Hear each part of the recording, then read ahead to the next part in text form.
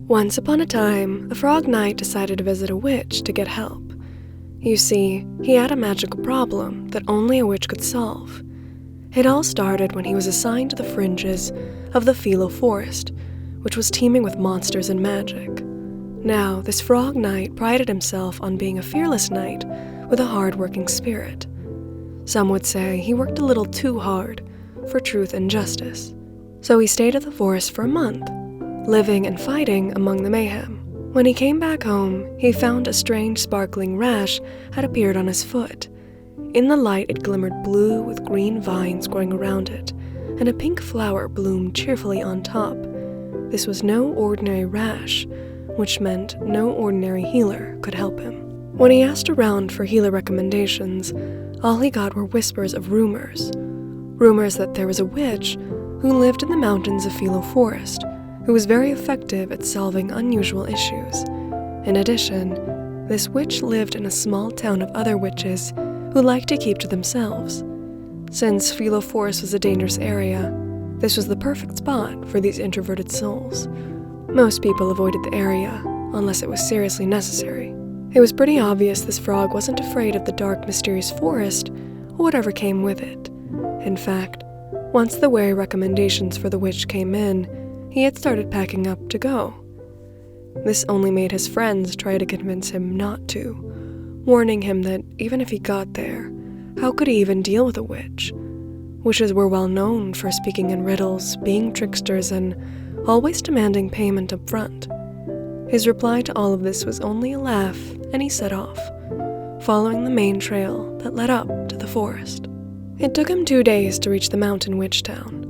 The forest didn't give him too much trouble, but as he approached the town, he strangely felt like he had to be cautious. All the lights from the houses and lamps were very dim, and he couldn't see anyone out. Walking further, he noticed that one of the cottages was a bit different from the rest. Around this cottage was a crazy amount of windows, and a glow was coming from the topmost one. This had to be it, he thought, but he just wanted to make sure. So he dug into his pockets to find the note he'd brought that described the witch's cottage. Suddenly, a crow dived down and cawed 3 times, landing on the street lamp in front of the house.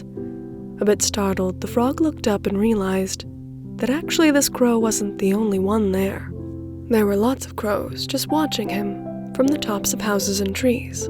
He looked around the cottage but couldn't find a door. Strange, he thought.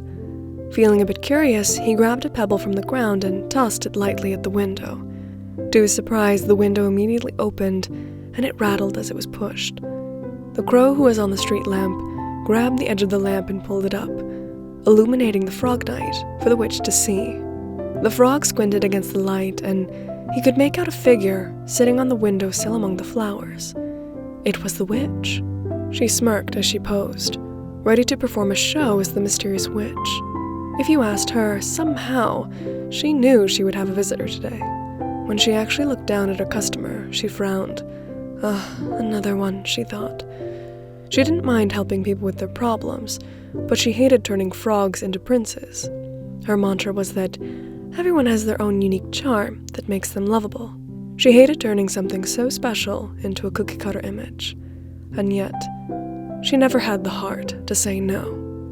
So she smiled with her eyes and said, you want to be a prince. You're the 3rd one this month. But her smile didn't fool the frog completely. For a moment, he thought that he saw a frown on her face. Her words about princes baffled him, and he replied in confusion, No, I just want help with a magical foot rash. It keeps glittering and has the oddest vines and a flower. She became quiet and tilted her hat further to reveal more of her angular face. He could see a different smile appear on it, perhaps more genuine? She replied again in a happier tone, I do apologize. I just dislike those kinds of requests of being turned into a prince. You look handsome enough as it is. Do come in.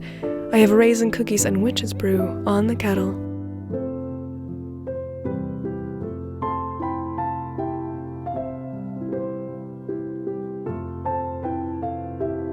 And a special thanks to my Raccoon Snacks patrons, Anna Gaylord, Arij, Aglay, Jessica, Julia, and S. Marie Carlson. Thank you so much.